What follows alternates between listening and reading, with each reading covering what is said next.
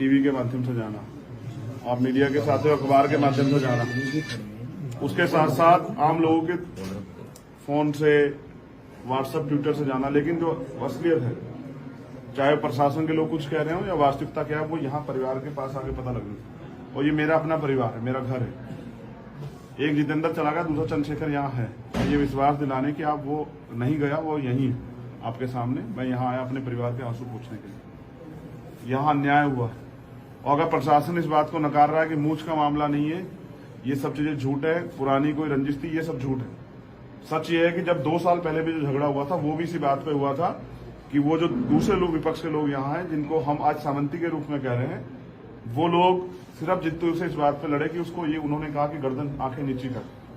वो यहाँ हमारे लोगों को आंख उठा के देखना पसंद नहीं करते हैं। और मुझे यहाँ आके पता लगा कि ये पाली वो जिला है जिसमें आज भी पुरोहितों के घर के सामने से हमारी महिलाएं जो है ना, वो चप्पल और जूते हाथ में लेके जाती हैं।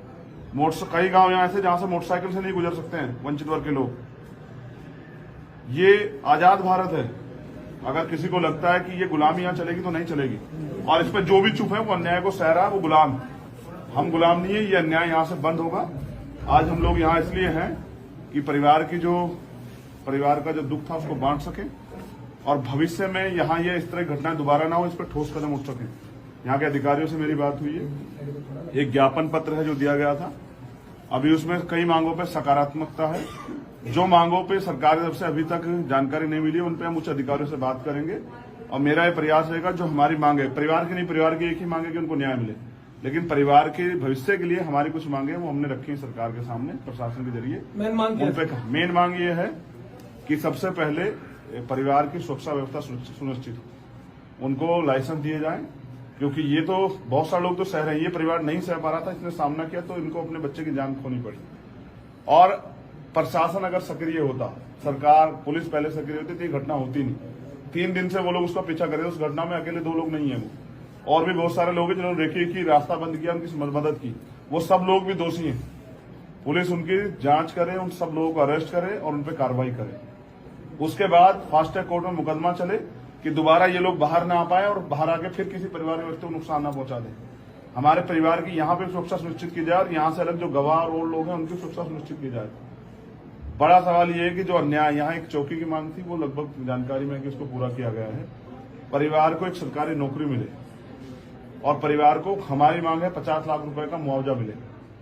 अगर सरकार 50 लाख का मुआवजा नौकरी की घोषणा नहीं करती है तो आप क्या करेंगे? कौन सी सरकार नहीं करती? राजस्थान सरकार। अगर तो राजस्थान सरकार को हम ये बताएंगे कि हम मांगने के लिए नहीं आए हैं, यहाँ बताने के लिए आए कि हमें चाहिए। और मुख्यमंत्री अगर तानाशाह तो ना कर दे कि हम नहीं देंगे, अगर हमसे ली जाएगी तो ले लेंगे। हम जनता है और हमें अपने अधिकारों का पता है, और ये अधिकार हमें मुख्यमंत्री संविधान ने दिए। और मुझे तो शर्म आ रही है कि सामंतवादी व्यवस्था को मुख्यमंत्री भी स्वीकार करते हैं, तभी वो चुप है इन मामलों पे। ये राजस्थान भारत का हिस्सा है। हम इस सामंती व्यवस्था को, इसकी जड़ों को काट देंगे। ये अन्याय हम नहीं देंगे। प्रशासन की तरफ से अभी तक क्या कार्रवाई की? प्रशासन की तरफ से उस मांगों में कुछ मांगों पर स्वीकारता दी गई है।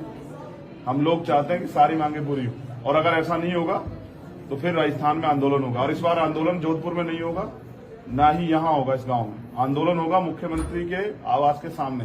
सर, और जयपुर में अगर हम लोग चैन की नींद सोएंगे तो मुख्यमंत्री भी नहीं सोएंगे चैन की नींद। कितने टाइम का अल्टीमेटम है? अब उसी पे हम लोग बात कर रहे हैं। हमारे लाखों लोग जो यहाँ आए थे, जो हमारे भरोसे पे वहां सड़क पे खड़े हैं, जिनको हमने भरोसा दिला, क्योंकि हम नहीं चाहते कि मामला बिगड़े, तो हम उन लोगों से जाके अपनी बात बताएंगे और वहीं हम समय निश्चित करेंगे।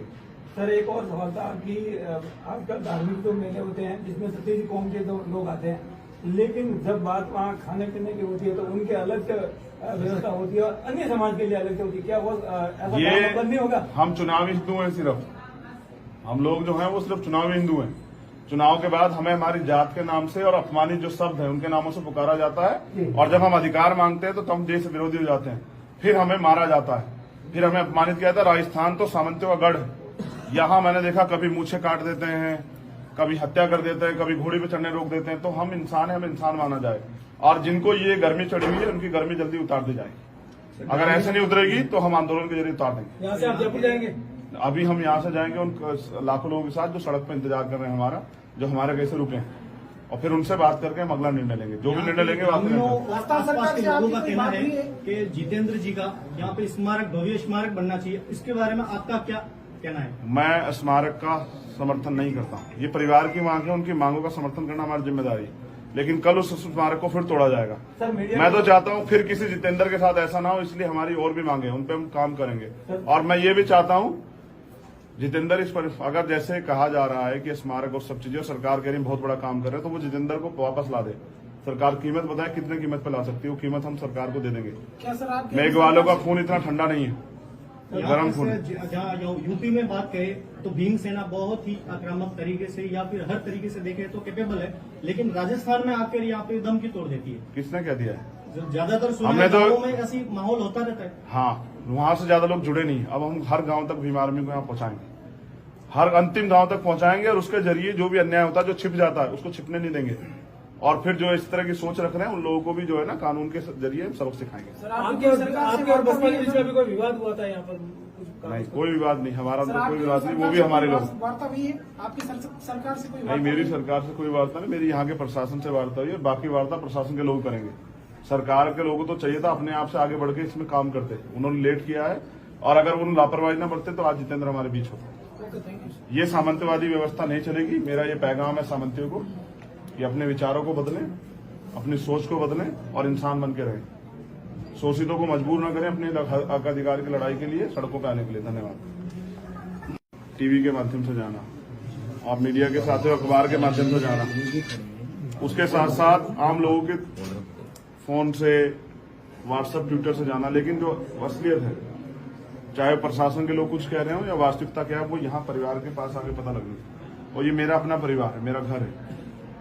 एक जितेंद्र चला गया, दूसरा चंद्रशेखर यहाँ है। ये विश्वास दिलाने कि आप वो नहीं गया, वो यहीं है आपके सामने। मैं यहाँ आया अपने परिवार के आंसू पोंछने के लिए। यहाँ अन्याय हुआ, और अगर प्रशासन इस बात को नकार रहा है कि मूंछ का मामला नहीं है, ये सब चीजें झूठ है, पुरानी कोई रंजिश थी, ये सब झूठ है।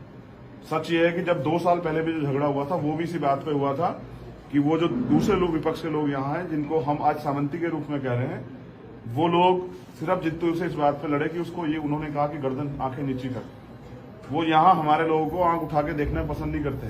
और मुझे यहाँ आके पता लगा कि ये पाली वो जिला है जिसमें आज भी पुरोहितों के घर के सामने से हमारी महिलाएं जो है ना, वो चप्पल और जूते हाथ में लेके जाती हैं। कई गांव यहाँ ऐसे जहां से मोटरसाइकिल से नहीं गुजर सकते हैं वंचित वर्ग के लोग। ये आजाद भारत है। अगर किसी को लगता है कि ये गुलामी यहाँ चलेगी तो नहीं चलेगी। और इस पर जो भी चुप है वो अन्याय को सह रहा है, वो गुलाम। हम गुलाम नहीं है, ये अन्याय यहाँ से बंद होगा। आज हम लोग यहाँ इसलिए हैं कि परिवार का जो दुख था उसको बांट सके, और भविष्य में यहाँ ये इस तरह घटनाएं दोबारा ना हो, इस पर ठोस कदम उठ सके। यहाँ के अधिकारियों से मेरी बात हुई है। एक ज्ञापन पत्र है जो दिया गया था, अभी उसमें कई मांगों पर सकारात्मकता है। जो मांगों पे सरकार की तरफ से अभी तक जानकारी नहीं मिली, उन पे हम उच्च अधिकारियों से बात करेंगे।